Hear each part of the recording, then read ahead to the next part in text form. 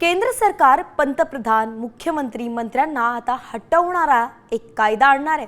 हो, बरोबरच ऐकताय, कायदा आणला जाणार आहे ज्याच्यातून तुम्ही पंतप्रधान मुख्यमंत्री आणि मंत्र्यांना थेट हटवू शकणार आहात। केंद्रीय गृहमंत्री अमित शहा हे बिल सादर करणार आहेत। राजकारणातील गुन्हेगारीकरण थांबवण्यासाठी सरकारचं हे आतापर्यंतचं सगळ्यात मोठं पाऊल मानलं जात आहे। या कायद्याच्या परिघात पंतप्रधान, केंद्रीय मंत्री, मुख्यमंत्री सुद्धा असतील आणि याशिवाय 30 दिवसांपर्यंतच्या न्यायालयीन कोठडी सुनावण्यात आलेल्या अशा मंत्र्यांचं मंत्रिपद सुद्धा जाऊ शकते। पण विरोधकांसह अनेक छोटे मोठे पक्ष या बिलाकडे साशंकतेने बघतायत।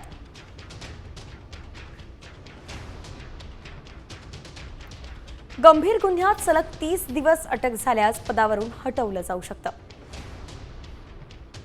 30 दिवसांच्या अटकेनंतर राजीनामा बंधनकारक असेल, नाहीतर हकालपट्टी केली जाईल। 5 वर्ष किंवा अधिक शिक्षेची तरतूद असलेल्या गुन्ह्यांचा यात समावेश असेल।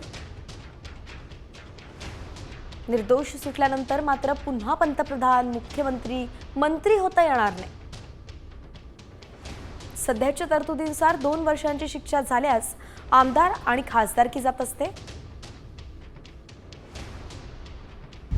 आता isakal.com आहे देशातील नंबर 1 ची मराठी न्यूज वेबसाईट। प्रत्येक अपडेटसाठी isakal.com ला नक्की भेट द्या।